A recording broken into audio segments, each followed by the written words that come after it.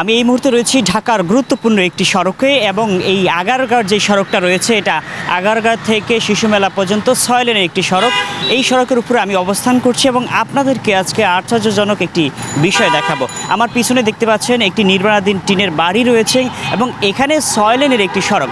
6 লেনের একটি সড়কের উপরে কিভাবে নির্মাণাধীন একটি বাড়ি তৈরি হতে পারে এবং তাও আবার গুরুত্বপূর্ণ একটি জায়গায়। এখানে বেসরকারি সরকারি মিলে অনেকগুলো ভবন রয়েছে, প্রায় 12টির উপর ভবন, এবং সেই জায়গাতে আসলে এইভাবে একটি বাড়ি নির্মাণ হতে পারে কিনা প্রশ্ন আসে। এই বাড়িটি 6 শতাংশ জমির উপর নির্মিত এবং এই বাড়ির মালিক মোসাম্মদ নূরজাহান বেগম। তিনি আসলে 1964 সনে ক্রয় করেন এই বাড়িটা এবং এই বাড়িটা যখন ঢাকার উত্তর সিটি কর্পোরেশন নির্মাণ করেন,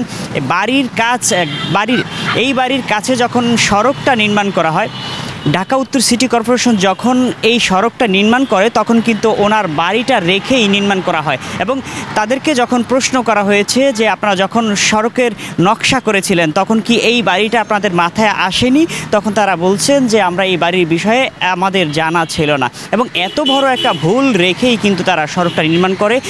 প্রায় 6 লেনের সড়কের এ পর্যন্ত 3টা লেন আসলে বন্ধ হয়ে যায় এবং 3 লেন বন্ধ করে কিন্তু বাড়ির কাজ সমাপ্ত হয়। এবং আপনি এখানে কত বছর ব্যবসা করেন? এই যে ধরেন প্রায় 20-21 বছর। আচ্ছা, এই যখন সড়ক নির্মাণ করা হয় না, জি, তখন থেকে নাকি? হ্যাঁ, সড়ক নির্মাণ করা হয় না এর আগের থেকে আমি করতে। এখানে ব্যবসা। তো এখন পর্যন্ত যখন সড়ক নির্মাণ করেছে তখন কি আপনাদেরকে বলার নোটিশ দিয়েছে কিনা? এটা আমি সঠিক জানি না, এটা হলো মালিক মহাজনরা জানে। তাই? আপনাদেরকে কেউ কখনো ডিস্টার্ব করেন? না, আমাকে কখনো কেউ ডিস্টার্ব করি। এটা কি ভাড়া চালাচ্ছেন? আমি এটা বাড়ার মতোই। কতটুকু জমি এখানে? মানে 6.5 শতাংশ। যেটা আমি জানি যেটা মালিক দিয়ে রাখছে, দেখেন আপনি। ওইটা তাতে করে কি আপনি এখানে রাতে কোনো দুর্ঘটনা ঘটে? না, আমি এই পর্যন্ত পাইনি।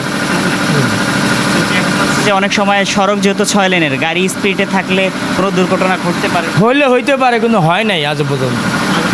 না, আপনি আসলে মনে করেন যে একদম সড়কের উপরে রাস্তাটা মানে এইভাবে সড়কের উপরে একটি ব্যবসা প্রতিষ্ঠান থাকা এটা আসলে ঠিক হয়েছে কি? এটা মনে করেন আমরা গরিব মানুষ, মহাজনের আছে জায়গা, আমরা অনেক আগের থেকে করতেছি, এই অনুযায়ী আমি করি। কোনো রকম ব্যবসা বাণিজ্য করে পেটটা চলে। এই বাংলাদেশের ইতিহাসে এটাই প্রথম। এটা আমি সঠিক জানি না। কি নাম আপনার? আমার নাম দিদার, মোহাম্মদ দিদার।